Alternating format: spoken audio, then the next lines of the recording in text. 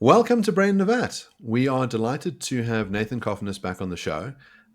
We last spoke about connections between race and IQ, and we thought, Nathan, let's do something that's not controversial this time. So we're going to talk about wokeness. Would you like to start with a thought experiment?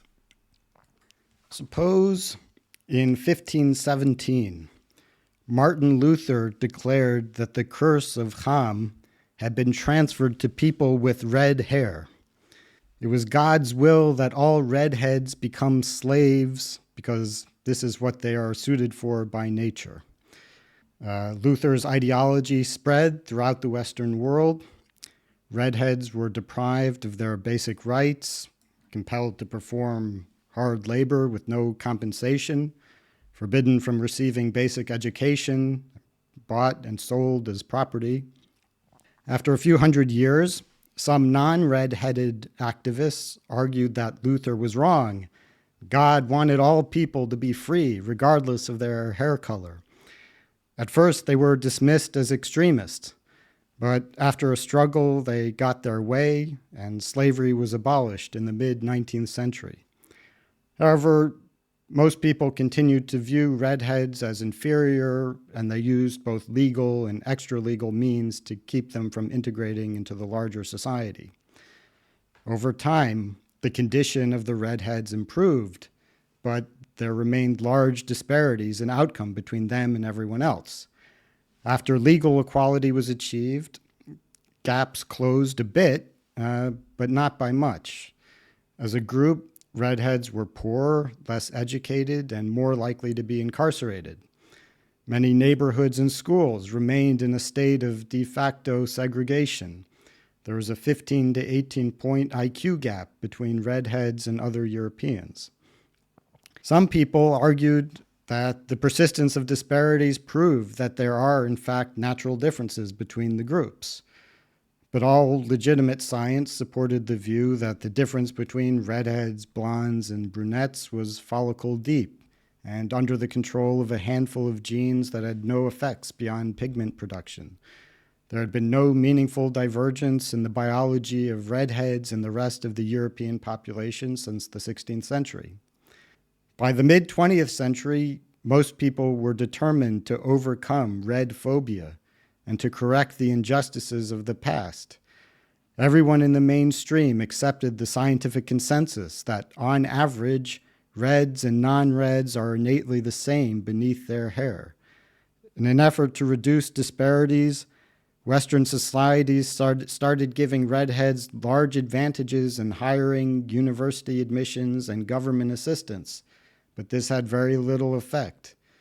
Whether it was due to the legacy of past red phobia or present red phobia, liberals believed there was a moral emergency to correct the social conditions that prevented redheads from reaching their potential.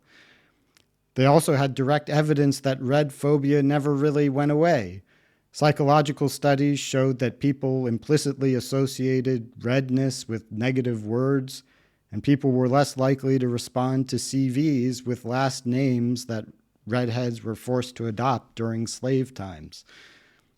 Liberal efforts to root out red phobia became increasingly desperate and controversial. Meanwhile, conservatives either advocated a hair colorblind society, claiming they didn't see hair color, or they told redheads that the problem was their culture and it was their responsibility to fix their own problems. Okay, so what I'm curious about is what do you think this shows? So let's just assume it's a perfect analogy with other forms of discrimination slash inferiority slash something, some explanation. What do you think this shows? What do you think the thought experiment, what conclusion does it point to?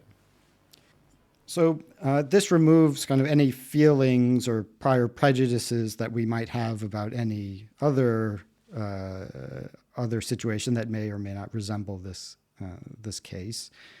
I'm inviting the listener to consider which side he would be on, where you have a totally arbitrary division between people, completely arbitrary, and an injustice committed against one group, arbitrarily chosen, and a negative consequence experienced by this group, a serious negative consequence that persists and resists our immediate efforts to correct it.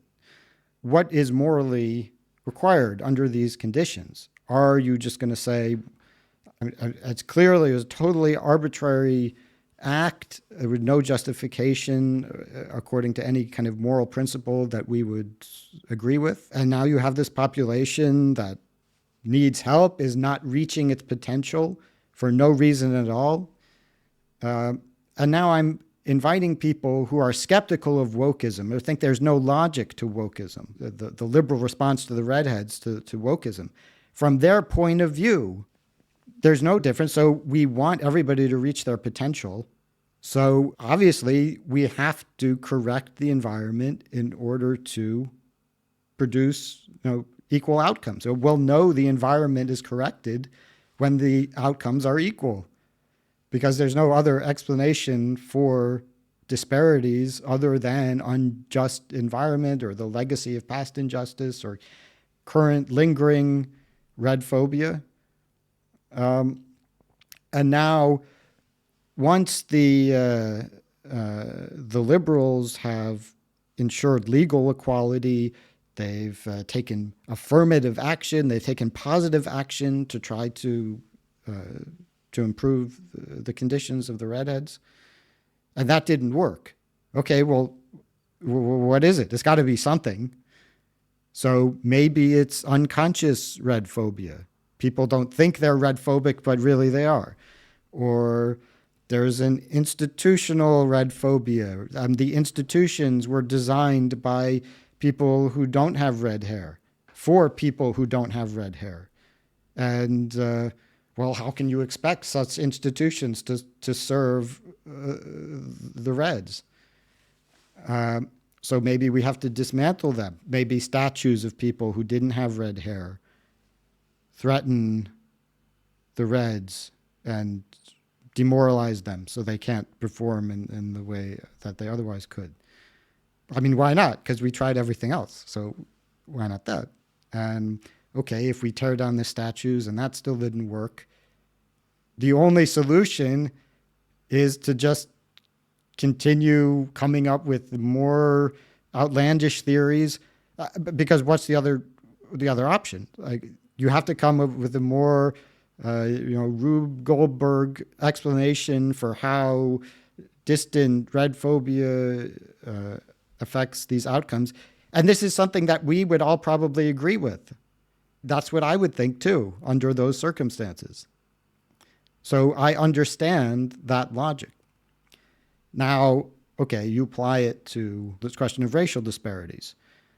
From the woke perspective, the wokester sees massive disparities among groups, but all groups are the same on average. Maybe individuals are different, but within each group, there's the same distribution of innate intelligence and conscientiousness and every socially relevant trait that you can think of. And any disparities must be due to the environment, because we know that they're the same. The groups are the same on average. So there's simply no rest until equality of outcome is achieved, and that will take that their action will take the form of war on the effects of past racism or current racism, which brought about the conditions where these disparities could persist. So just to clarify, are you assuming that when this discrimination started, that it wasn't entirely arbitrary discrimination, that redhead people were equally intelligent, equally capable as everyone without red hair? So I'm stipulating that in this particular case, there was no pre-existing stereotype, there were no pre-existing differences between Reds and non-Reds. Everything happened only after the discrimination. And you could say, well, maybe there was some evolutionary divergence since the 16th century because of the discrimination. But I'm saying, no, the best science has shown that if we let's say through intensive intervention or controlling for all sorts of discrimination and economic factors, we actually find no difference between reds and non-reds. That's the case for the case of in the imaginary scenario. Now, liberals think that's the case with respect to race, and in fact, they're wrong about that. But to understand the logic of wokeism, we have to see it from their point of view. So from their point of view, science has shown that there are no differences between groups. And these divisions are just arbitrary. It's not the genes associated with race are just a few associated with skin color and hair texture. So that's how they're seeing it like that. And they're drawing a very reasonable moral conclusion that, well, there's this, as long as the disparities persist, the injustice persists, and that is what wokeism means, taking that seriously. So it seems to me the case that one's not necessarily committed to reshaping society to achieve equality of outcomes. One could say that you should remove discriminatory barriers, and so once you remove the slavery and the sort of like general discriminatory practices against the Reds, that would be sufficient, but that you don't have to engage in an affirmative action program. You don't have to engage in, assuming that there's some sort of systemic thing. You might accept that there will be a disparity for some time, but that you're not necessarily committed to radical redress action. And I mean, one reason why you might end up with a disparity is that the intervention itself causes the Reds to feel inferior. They say we are the kind of group that are less than, because all these measures are being taken to support us. So I guess we're subhuman. And so you might think that the intervention itself causes problems, and the non-intervention, might be a better way to prosperity. You might, for example, take the case of Ashkenazi Jews, who were heavily persecuted throughout Europe, not just during the Holocaust, but before then. Often arrived in America or the UK or South Africa or Australia with the clothes on their backs, and within a couple of generations, became very wealthy and prosperous, even under the face of ongoing discrimination, and with very few affirmative action measures taken to assist Jews. But strong community structures, strong culture, whatever it is that sort of allow those groups to prosper. And so you might think that there's no necessary moral obligation to engage in affirmative action measures, merely just to assist in persecution. Well, in the case of Jews, for whatever reason, we don't know, but they were able to overcome the discrimination, maybe because they look close enough to other, to non-Jewish whites, that they were able to assimilate in a way that, say, blacks could not, which is in fact the woke explanation, or part of the woke explanation. If you examine Jewish success too closely, that would raise a number of awkward questions from the woke perspective. But okay, without thinking about it too much, the wokester would say, well, Jews can pass as white. So they were able to accomplish this. But in any case, okay, so let's introduce a third hair color in the thought experiment. So also, in the thought experiment, some Europeans have green hair, and they were also a minority of roughly the same size as the red hairs, and they were also enslaved, and everything was exactly the same as I described, except for some reason the greens were successful at closing the gap, but not the reds. Well, does that mean that absolve us of responsibility vis-a-vis the reds? That's not obvious at all. And okay, for some reason we succeeded with the greens. So we don't know why we succeeded with the greens, but we think we tried the same thing with the reds and it didn't work. But that doesn't mean that, okay, well, we have no more responsibility. It just means for some reason it's different for red. The prejudice is deeper. The red phobia is deeper than green phobia.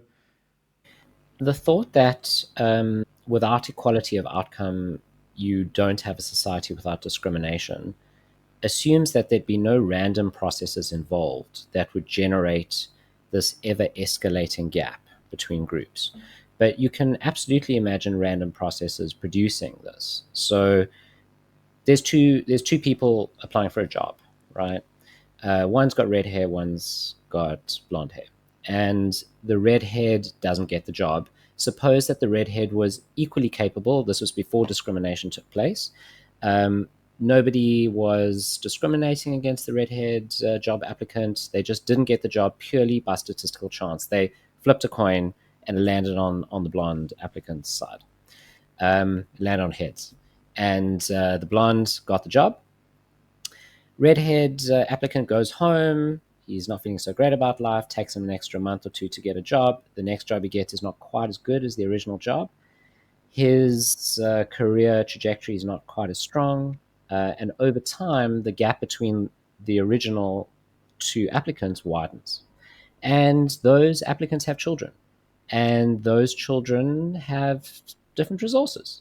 And so, from a probabilistic perspective, it's more probable that the blonde haired children will do better in life than the red haired children. They go to slightly better schools, they get better resources at home. This is not deterministic in the sense that it necessarily will be the case that those blonde children will do better in life. It's just probably the case. There will be exceptional cases, like Mark's case of Jews who were persecuted but still managed to succeed. But on average, if this happens, if it happens from an equal start, there's going to over time be widening and widening and widening gaps on average over time. You can tell a story like that that has no agential or no conscious or intentional, deliberate discrimination resulting in differences over time between groups. And if that's the case, if you accept that, then it doesn't follow that we have a moral responsibility to produce equality of outcome at a later stage, because there was no injustice in the first place. What I'm trying to get at is, built into the woke argument is this notion that if there's an inequality of outcome, and if there is no non-arbitrary reason to think that one group is better or worse than another, then there must be intentional discrimination at play. In the thought experiment you've set up, there is intentional discrimination at play. But No, the Wokester doesn't say it has to be intentional discrimination. So, for example, they would say accidents of geography, for example, would explain why different regions of humanity developed in different ways at different rates. And so that was nobody's fault. That was just, the Jared Diamond story that animals that could be easily domesticated happen to be concentrated in, the Middle East, but not in the Americas or Africa. Allegedly, okay, I'm not going to comment on whether that's a good theory or not. But from the woke perspective, they would agree that that's totally possible, and they would agree even now. They could say nobody is red phobic. Nobody is red phobic at all. We've solved the red phobia problem, but still, the institutions and this world was created by non-reds for non-reds, and so it's past the legacy of the past discrimination. Now, of course, that doesn't mean there's a principle that all disparities must trace back to wrongdoing or prejudice. It's just in this particular case, it's important to understand the logic of this case, that the injustice originates, or the disparity originates from injustice. Now, you could imagine another scenario where a disease affects people with red hair because a certain kind of flea that carries a disease, and it only infects people with red hair, or come up with some story about that, and then that had lasting influence on the outcomes of their generations, maybe because that turned them into that impaired their ability, hundreds of years ago, and they failed to transmit, success promoting traits to their children and their grandchildren, and so on. And so it was nobody's fault at all.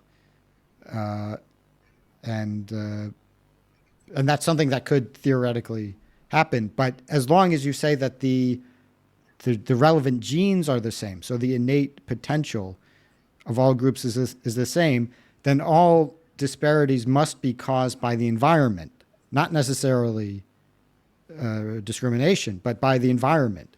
Now, when you have a history of discrimination, then, well, what environmental factor is going to be most plausible to explain the disparities?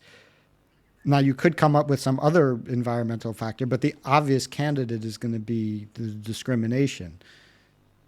Just for clarity's sake, you could take the view that in the redhead case, where you've got no reason to believe that there is some innate difference between redheads and blondes and brunettes, but you do have a good history of oppression against this group, that the woke logic makes sense, that you ought to go down this track of reforming your institutions up until the point that you achieve an equality of outcomes.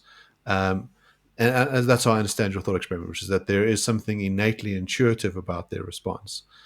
Now, if it turns out that the hereditarians are right about redheads, and that South Park is right about redheads, which is really that they're kind of a gutter race of daywalkers who should be extinguished from the earth, or that they're innately inferior to us brunettes, then you might say, well, given this, it's not the discrimination that did the work. We took the discrimination away, but the redheads still do very badly. And that's just their lot in life. That's because they really do have some kind of non-God infused curse of ham in them, some sort of defective genes or, defective other things. And we must just accept that there's this disparity in outcomes, and so be it. Yeah. Although referring to them as defective genes makes it somewhat disanalogous to the case of race, where it's not so much as the defectiveness as different populations being adapted to slightly different environments, each one having the appropriate adaptations for their own ancestral environment, but that producing different average outcomes under the conditions of modern life. But yeah, in the redhead case, let's say, in fact, the gene for red hair either had an effect on, say, the brain, or was just correlated with genes that have an effect on the brain that was responsible for the 15 to 18 point IQ gap. And that basically explains, now, of course, the disparities used to be larger. A 15 to 18 point IQ gap doesn't explain why they were enslaved, right?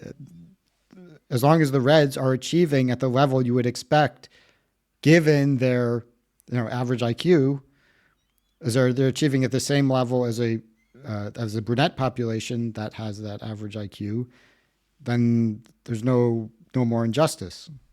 My conclusion is that in that case, the woke logic is totally reasonable. And in fact, if we had a large population, 15% of the population were redheads that are somehow being impaired by some mechanism we don't fully understand, but we know that there's some environmental cause of this phenomenon, and it's almost certainly related to this legacy of past discrimination. I would think it would be one of our chief moral concerns. Why is that why do we have that responsibility towards that group? Well, an injustice was committed that has led to a tremendous loss of human potential. As my commitment is to maximizing human potential, not seeing it wasted for no reason, and particularly as a result of some injustice. And so, personally, I would see that as a very important project. But if we discovered a lost species of humans or a lost race of humans, somewhere in the rainforest, and we could tell that their brains were, very well developed, maybe bigger than average for every indication that they could perform at a high level, but of course their intelligence was being squandered on making slightly more efficient fishing hooks and trying to work out a medical science of tree barks and but without the benefit of our knowledge, then uh, I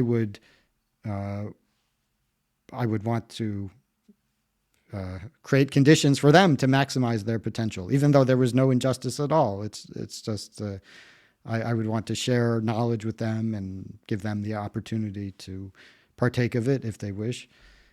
So I think same thing. I mean, if you have people, and also this is there's the other element, which is the great tension and social conflict that this causes. Having populations living side by side with conspicuously different outcomes, people are going to, the Reds are probably going to resent their position. So the Reds are going to be complaining. So we're going to have to give an answer to the Reds. When the Reds say, why are you ignoring us? Why are you dismissing our concerns? Well, we could say, well, we're the majority, so we can overrule you because that's how it works. But that's not the approach I would want to take. I would say you have a legitimate complaint. Even, and this is just in addition to my desire to see them reach their potential. Would it make a difference to you if the Reds were kind of made up of a cluster of different subgroups? So let's say it turns out that the Reds who were directly stolen from Ireland and forced to work on the slave farms in England remained very poor and did badly, but that the Reds who'd grown up in the Caribbean or who'd grown up in Nigeria and then voluntarily moved to other countries actually did quite well. And quite clearly, more economically prosperous than the Irish Redheads. But when we amalgamate them as a group, we say, yeah, Reds have done badly. But if we, were more fine-grained in our discussions, we'd say, well, these Reds have actually done far better than a bunch of blondes and brunettes. And it seems like there's something else going on here, like the education systems in the Caribbean were very good, or Nigeria is like this very big place, and so when people leave Nigeria, the creme de la creme tend to leave, and that's why their economic outcomes are good. But it would sort of displace the story that all Reds are doing very badly if we kind of did a fine-grained thing.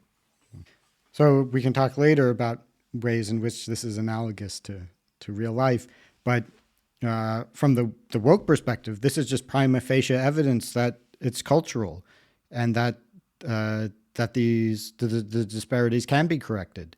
So why give up on the Irish, the descendants of the Irish, who were whose ancestors were unjustly kidnapped? If we see that here's an example where they succeeded, so there's nothing wrong with the Reds, no problem with the Reds. So that would just give extra motivation to double down on this project. Your conclusion that we should sort of pursue equality of outcome quite fervently sounds lovely, but it's not done in a vacuum. So to pursue equality of outcome, sometimes you've got to take away things from other groups. That's traditionally the method used.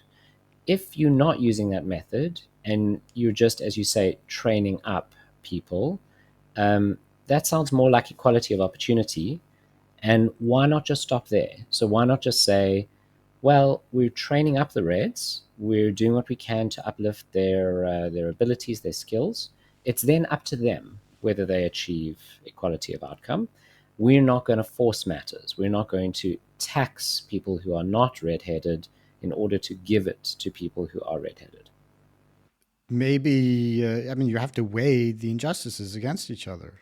I mean, there's some environmental factor which is reasonable to trace back to some injustice that's caused a 15 to 18 point IQ gap.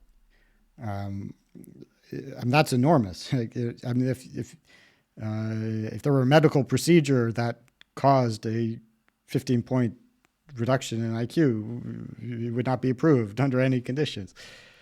So a Red with an IQ of 85 is actually equal to a blonde with an IQ of 100, because we know it's just that's his potential. It's just he hasn't reached the potential because of this mysterious force. What I'm saying is you can provide equality of opportunity. So you can train up the Reds, you can give them extra opportunities, you can give them extra education, etc., etc.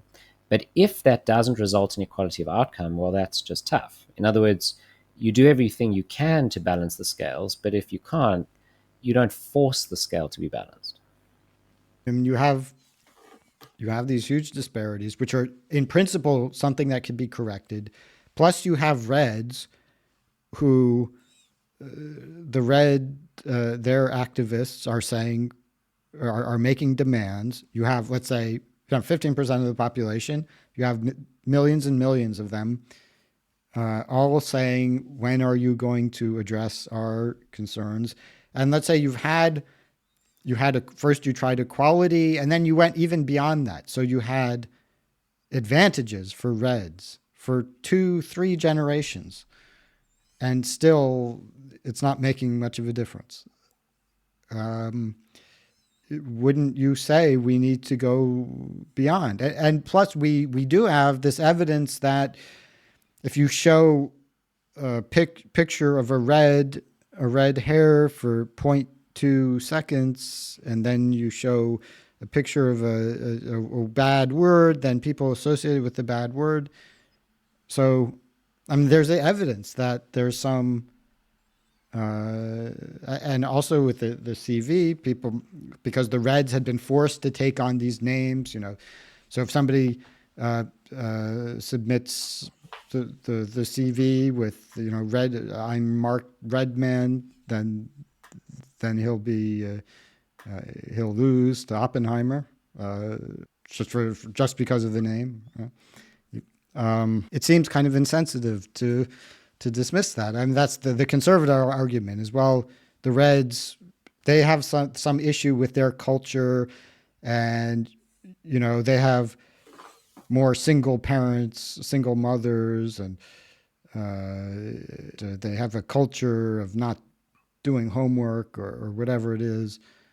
So it's their fault. Now it's their responsibility to fix that. So one response that you could have is to say that anybody who has suffered a personal injustice ought to be recompensed. So if you were a slave, you should be, freed from slavery. If your property was confiscated by, the anti-Reds, it should be restored to you. Maybe you think that, if this happened to your parents or your grandparents, there's some reason to have a restorative process. But at some point in time, we just say you happen to look like someone else who was discriminated against, but there's no current discrimination against you. And so even if there is this differential outcome at a group level, we shouldn't treat people as groups. We should treat people as individuals. And so your project of undoing the wrongs of the past necessarily has a kind of time cap on it. And so that seems to be a way from freeing yourself from the woke project, which is to say, we've done a sufficient amount. If you think about the German attitude towards the wrongs committed during the Holocaust, what they've done is identify particular individuals, pay them particular amounts of money, pay an ongoing amount to the state of Israel to sort of set up a safe haven so that you can have, another Holocaust doesn't happen. But then at some point the debt is paid, and there is no sort of obligation to ensure that Jews or descendants of Holocaust survivors 10 generations down will receive ongoing compens.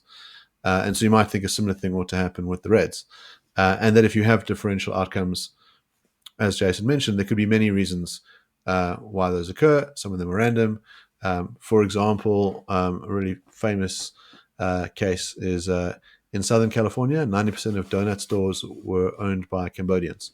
And it's for quite unusual reason. Basically, a guy who fled the Khmer Rouge, worked as a janitor in a donut store, saved up enough money to buy himself a donut store, and then would get people out of Cambodia by loaning them funds to start donut shops. And so this group ended up dominating this industry in completely disproportionate numbers to others. But it's because of an accident of history. It's not that there was any sort of Cambodian oppression against those living in Southern California. It's actually that it's a community that sort of looked after itself, fled from oppression, and then became quite wealthy. And there's going to be a whole range of these sort of anomalous cases why certain groups, from a group perspective, look like they're doing well, but it's not a matter of anything deviant necessarily. No, I don't think woke logic demands reparations. So I think what you're referring to is reparations. So the Reds' great grandfather worked without compensation, or his, not even that far back, the great grandfather. Now, when that person was freed from slavery, he should have gotten his 40 acres and a mule, and he didn't get it, and that was bad. But we're not saying we're now going to give you, 5 generations later, we're going to give you the 40 acres and a mule. The wokester is saying the conditions that exist now are impairing you now. And all we want to do is fix the environment. Now, okay, what is the environmental factor that has this consequence? We're not sure exactly what it is, but the most reasonable hypothesis is has something to do with the history of discrimination or present discrimination, the injustice of red phobia, broadly construed, and therefore we must declare a crusade against red phobia. So that sounds very plausible that we should declare a crusade against red phobia.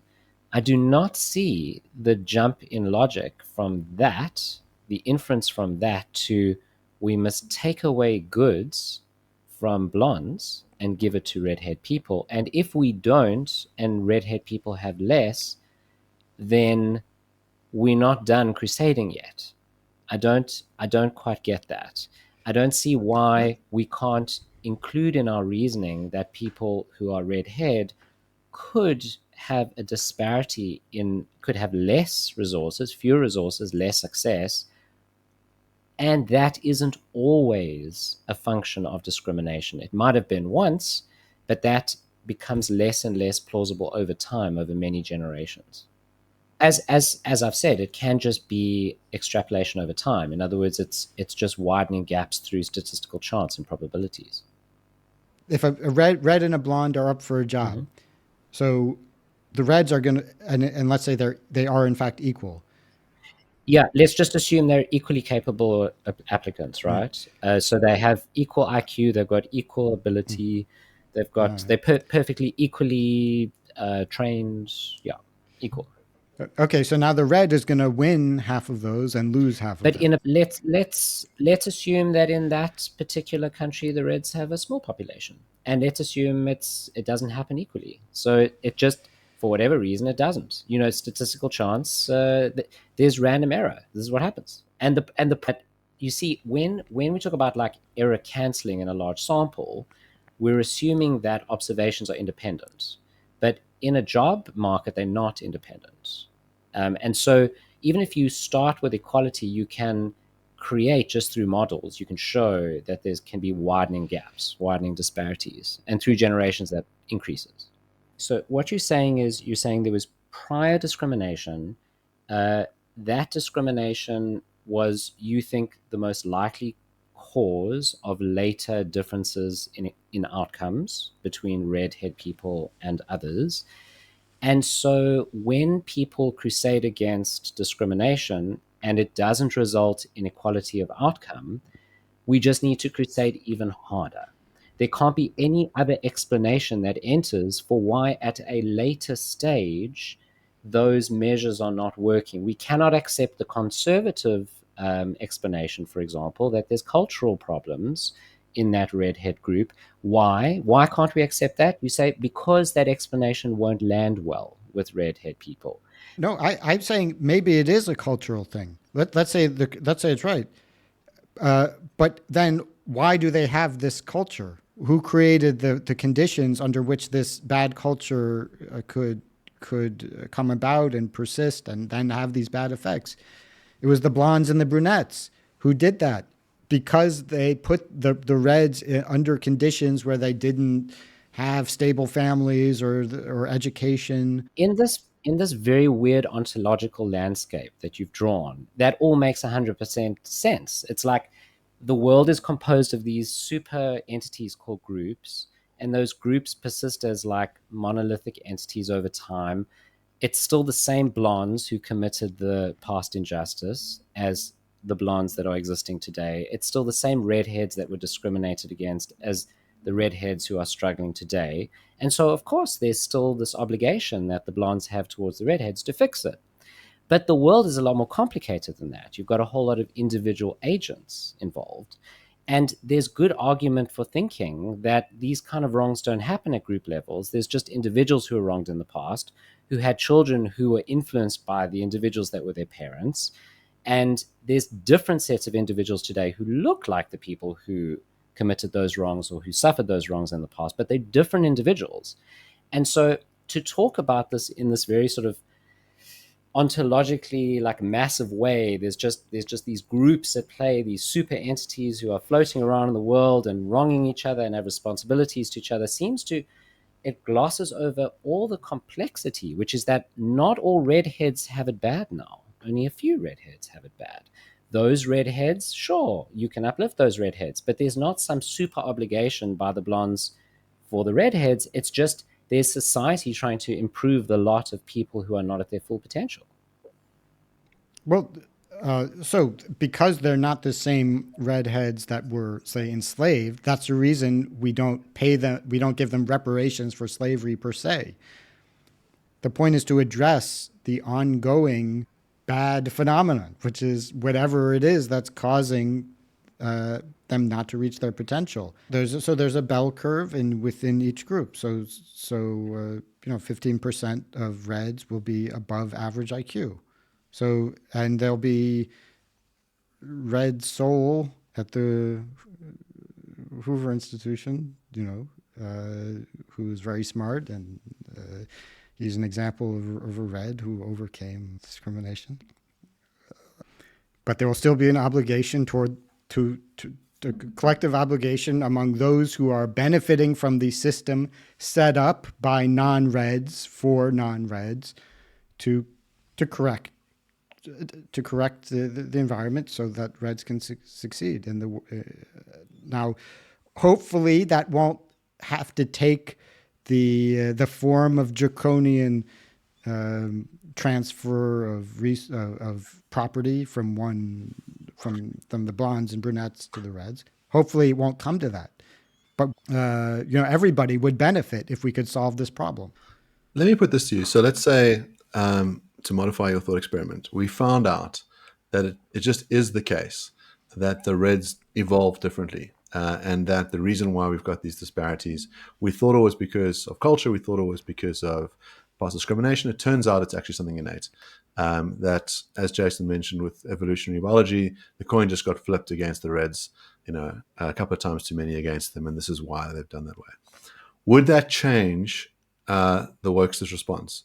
So the Wokeism says it's important that we achieve equality of outcomes, and they'd say, oh, this group actually is inherently unequal, that they've evolved in a way that gave them certain capacities that say are better than everyone else, but it just turns out they live in a world where they don't get to do them, and because of that, they're innately disadvantaged.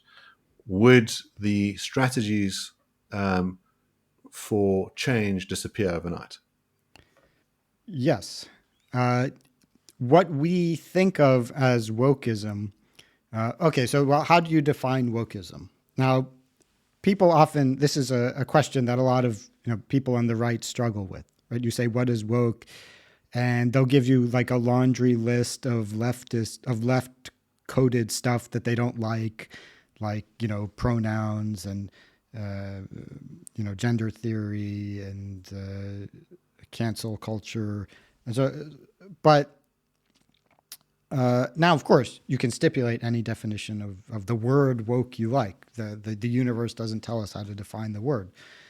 But when people use the word woke is supposed to refer to something that happened during the so-called Great Awakening around 2012 and which intensified around 2020. And now there is an objective fact about what that thing was. There was some idea or force that animated the left during that time and was responsible for motivating people to get out on the streets and make all these demands. It was basically the logic of we've had legal equality. I mean, with a particular focus on the black versus white disparities in the United States and other countries for a long time. Really, in the U.S., it was since 1964. It was the Civil Rights Act and the Voting Rights Act of 1965. There's essentially been legal equality since then.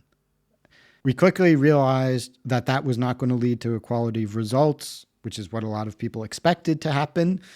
They thought it was going to be like Jews coming out of the ghettos, like just within a few, one generation, everything would be set straight. That didn't happen. Okay, we need something else. We tried affirmative action. We intensified the affirmative action, more and more. We had a de facto quota system in the United States, and you still had these huge disparities. Now, in my generation, I was born in 1987. My peers definitely thought that this whole race stuff is kind of winding down.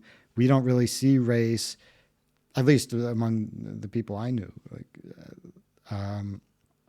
We expected this to kind of be the last generation that thought about race at all, and in the end, nothing happened. It just continued the same as before. And at a certain point, people said, around 2012, these, late millennials who had grown up, they were totally convinced that the average white, black, Asian person is, on average, born the same, and all differences are produced after birth. And they came of age, they arrived on college campuses, they noticed that, well, what are we doing wrong? That we still have these differences in outcome. And they demanded an end to the injustice. And that was, now, of course, there were a number of other things that kind of were happening at the same time. Gender theory kind of came out of left field in like 2015 with now Caitlyn Jenner. But wokeism is the continuation of this ideology that goes back more than 100 years in some form, which says, given that all groups are the same on average, and given some common sense moral assumptions that everybody should have the opportunity to reach their potential, there's an obligation to bring about environmental conditions where people are roughly equal. And the left, the liberal left, has basically been pursuing this line of reasoning for 100 years. And we finally reached this tipping point where people freaked out and said, whatever we've been doing is not working. Another generation of, affirmative action and Black History Months and whatever is not going to fix the problem. We want to fix it now. We're willing to do whatever it takes. And that is wokeism. Now, why is the right never been able to put up any resistance to this? The wokesters get everything they want. Okay, so we'll talk about the last couple months in the U.S. But for the most part, the woke juggernaut just steamrolls forward, and kind of conservatives sit on the sidelines and say, slow down, basically. They've got nothing, right? Conservatives always lose in every culture war that we fight. Now, why is that? It's because conservatives have accepted the taboo on questioning the empirical premise of wokeism, the equality thesis. All groups are the same. So mainstream conservatives at least say that they agree with that. They say we would never question the idea that all groups are the same on average. So what can they say to the wokester? They're not really questioning their moral premise either. They're not saying, well, we don't care that some people don't reach their potential. They don't say that either. So what they say is either something that sounds very morally insensitive, that, well, we'll just leave them to it and they'll figure it out, or it's their fault because they don't have enough fathers in the home, or there's some cultural problem, which in fact, but they acknowledge that the cultural problems trace back to the original problem of racism. So conservatives have no way to put up intellectual resistance to woke logic. Now, what a consequence of this is that mainstream conservatism and right-wing philosophy outlook in general is not very logically coherent or compelling to thoughtful, intelligent people. And this helps explain why cognitive elites overwhelmingly lean left and are, if not woke, then at least sympathetic to woke goals. Because mainstream wokeism is more logically, morally consistent than mainstream conservatism. The mainstream conservative looks at the most important moral issue, the most important political issue of our time, which is the persistence of race disparities, and basically says, yeah, whatever, let's just not talk about that. And the woke has a logic to it, and smart people look at these options and they overwhelmingly go with woke. Yeah, so ultimately, what you're saying is the conservatives should be adopting your view on inherent disparities in race, right? So you're saying if the conservative is to have a consistent view, they should hold that black people are genetically different and suited to something other than what white people are suited to. They've adapted to a different set of different environment, and that if you accept that premise, you don't have to go along with the rest of the reasoning. You don't have to land up with these infinite pushes for equality of outcome. I mean, there are a number of qualifications. It's not, different populations of blacks and whites are not homogeneous, and the different black populations themselves have different outcomes and different average IQs. But in general, people have been separated for an evolutionarily significant amount of time. They have adapted in both their minds and their bodies to the adaptive tasks that their particular group faced. And these have consequences for average outcomes under current conditions.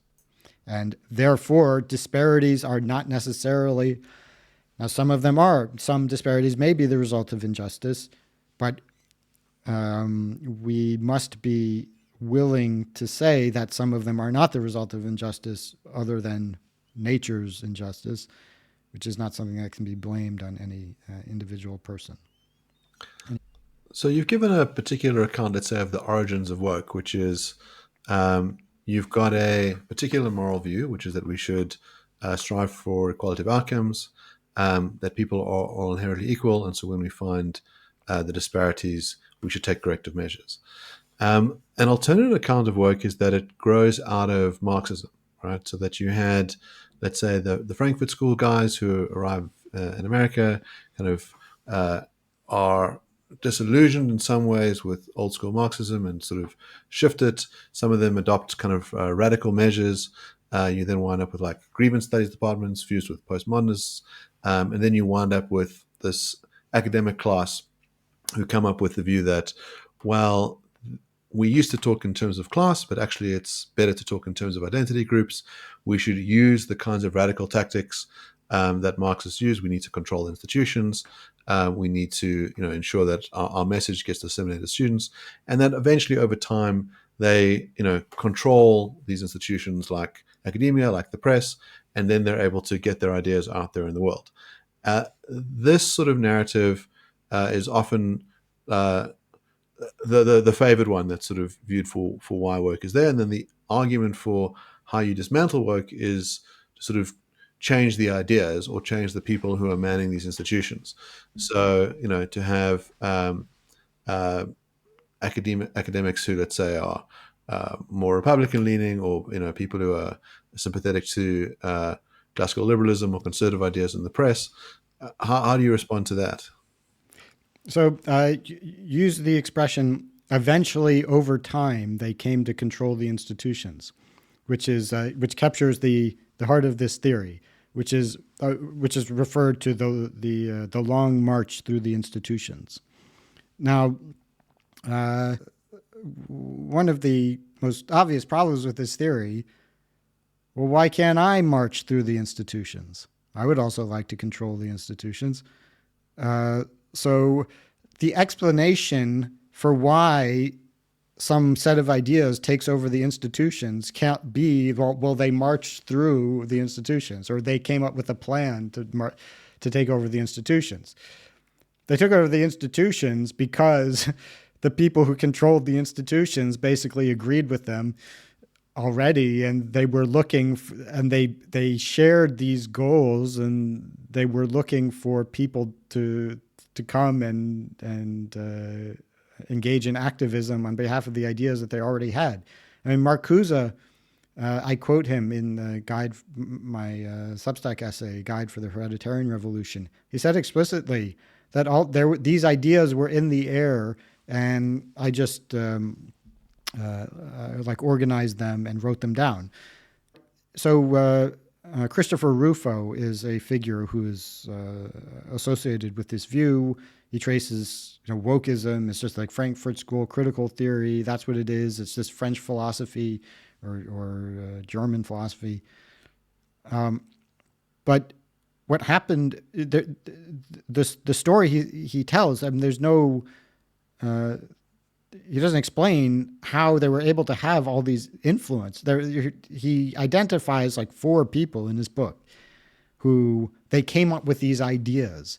Well, there are millions of people who come up with crackpot ideas. So why did these people suddenly have all this influence? It's because they were capturing the zeitgeist of that time, which was animated by this project of bringing about equality, because we've conquered racism and everyone's the same, and so we're going to have equal outcomes. Of course, now I've gone in detail through this history, and I've pointed out points of where I would argue that his story really doesn't add up. But in a nutshell, like that is the big problem, right? Saying it's a long march to the institutions is not an explanation of a sociological phenomenon. I think this story would have been a lot more plausible 2 months ago. I think we all would have agreed with you that the Woasters are getting what they want, the left is getting what it wants, the right sort of has just stood by and been steamrolled. But we're seeing the opposite happen now, with Trump coming into power, DE programs being thrown out, not just American state programs and departments, but by private companies as well. We're seeing private companies like Facebook change their free speech policies. We're seeing a sea change. And so that might provide some sort of counter argument against you, by saying that there is some alternative intellectual argument that could be made here. Ironically, the left thinks it is the argument you think the conservatives should adopt. So, ironically, the left thinks that the right believes that certain groups are inferior, and that's what is causing the sea change. But I agree with you that that's not what's happening. So I agree with you that the right doesn't go down that route. But then they're going down some other route. And maybe there is a coherent argument to be made by the right that doesn't require the view that there are genetic differences between races. So what's happening now is also a test of a theory of woke, which is associated with Richard Hanania, that wokeism is civil rights law. So without getting into the details of his theory, basically, the DEI culture is a response to laws, basically laws that say you've got to be woke. So if we get rid of the laws, then we get rid of wokeism. Now, just as a footnote, this doesn't explain why wokeism occurred. His explanation focuses entirely on the United States. And that doesn't explain why, coincidentally, all other like Western countries went through exactly the same process. And in fact, it doesn't explain why all the judges who interpreted the law to demand wokeism decided to interpret it in that way. In fact, it's because those judges were already woke. So woke civil rights law was a consequence, not the cause of wokeism. But okay, anyway, from a certain perspective, you think, well, look, Trump just ended wokeism because he said you're not allowed to be woke anymore. So it looks like it's just a matter of exercising power, exercising the law, replacing the people who are in these institutions, and woke is over. So it's as easy as that. It's not really some deeply rooted ideology. It was really just this more superficial thing about how institutions are set up. Right? So that's what it looks like. Right? Now, in fact, since I started writing about, from the very first article I wrote about this topic, I said it's possible, which was January 2024, so just a little more than a year ago. I said it's possible that Trump will be reelected. I said we can mobilize the conservative mob to reelect Trump, and he'll issue a bunch of executive orders that say that you're not allowed to be woke, and this will help stop wokeism on the margin, and that will all be good things and helpful. So I would argue that nothing has happened that I didn't explicitly say could happen. But it's not going to be a lasting victory. If you look at surveys of young people in the United States and the UK, and particularly college graduates, particularly people with advanced degrees, they're overwhelmingly support DEI and cancel culture in the service of race communism. So the Trump voters it's basically a coalition of 75 million vaccine deniers and evangelicals and racists in a bad way kind of people, and 2,000 tech bros who are themselves, in fact, race realists. People like Elon Musk. I mean, they have regularly interacted with IQ realist Twitter accounts and promoters. So it's an open secret that these people, and Peter Thiel, closely associated with known race realists. So you got the 75 million plebs, conservative mob, plus the 2,000 tech bros. Basically, those are the most two important part of the coalition. Now, on the other side, you have almost everybody who in academia and most of the educated people in general. Now, this is not going to be a sustainable coalition as far as changing the trajectory of the culture. Now, they may be able to rule because like the kind of lower IQ people, they don't understand the logic of wokeism. They just don't like being subject to, like the DEI struggle sessions. They don't like being canceled for not understanding the subtleties of the woke code, of speech code. So they don't like that stuff. And so they can vote against it, and they vote for somebody like Trump, who's going to go get them, them eggheads who are making trouble. And yes, it's not. I mean, the fact that somebody like Mark Zuckerberg, or to some extent Jeff Bezos, is willing to kind of play along for now, doesn't indicate that the cognitive elite as a whole has given up on the woke project. It's going to go underground. And it's also very possible that Trump's presidency may not be successful at all, and he's going to crash the economy. We'll see. I mean, we'll see what happens, but that could go either way. But regardless, exit polls show that Kamala Harris overwhelmingly won the vote of educated people who are the kind of people who are going to be running institutions if those institutions are going to remain effective. The Trumpist anti-wokesters could just destroy the country, and then I guess under those conditions, woke might kind of fade away, but at a cost that's not really what I would hope for. How does your account explain the evolving of work? So I'd say for quite a long time, it's been the view that there is a kind of God-given equality, right? So we can sort of go back to Enlightenment philosophers who would have said, everybody is equal before the eyes of God.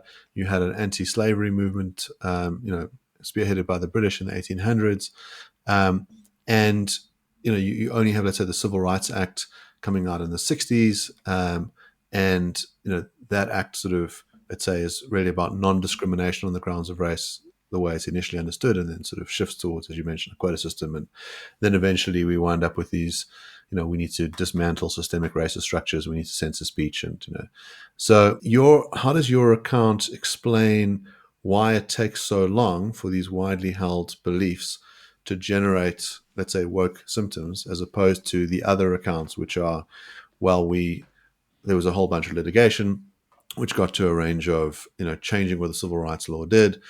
We put rules in place which required institutions to go and do this. We had a big bureaucratic class of administrators who had incentives to make people feel safe on campus. There were these sort of big systemic changes that incentivized work behavior. That those who held, let's say, views that were sympathetic to woke ideology managed to capture institutions and reach a tipping point. Why does your view give a better explanation? As far as I'm aware, the equality thesis was first formulated in a somewhat modern form by John Locke in 1690. And then that was picked up by some of the French intellectuals, and also that then and became over time kind of. So John Locke was just an outright blank slatist, but he explicitly said, so he thought there's no difference really among individuals, but he explicitly said that there's no difference among races. So if a white person was raised in Africa, an African person was raised in England, they would just act like the people that adopted them. And by the time you had the co-discoverer of evolution by natural selection, Alfred Russel Wallace, he was a socialist, and he also said that there are no differences between races. John Stuart Mill more or less explicitly took this view.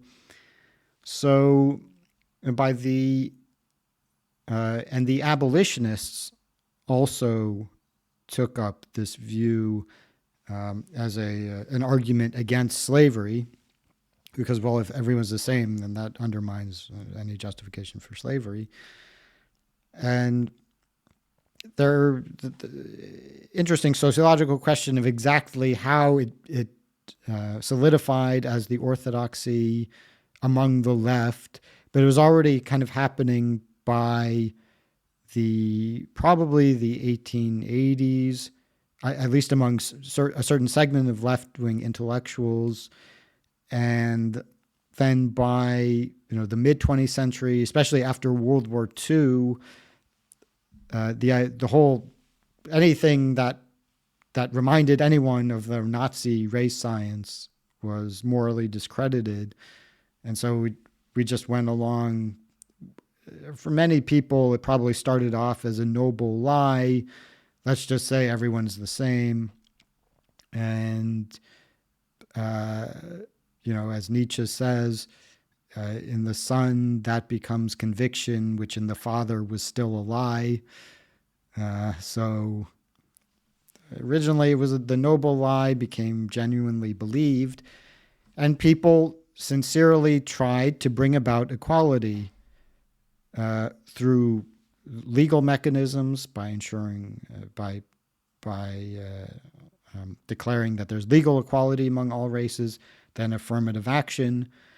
Now, why didn't this happen in 1690? Well, it took a long time for the ideas to catch on.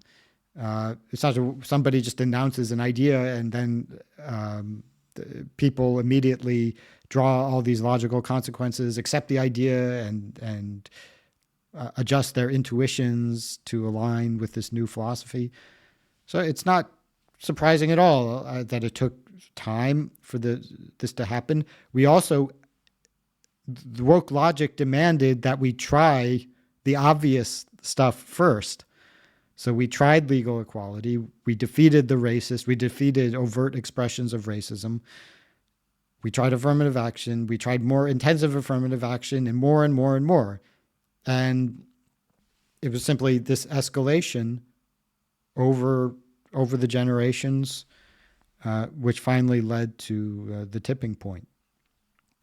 Well, Nathan, I want to say this has been an absolutely fabulous conversation. I've really enjoyed your strong argument to try and explain why the wokester believes what they believe and why some of that might be broadly appealing, and then giving a range of different sort of counter narratives to it. Always wonderful having you on the show. We look forward to having you back sometime soon.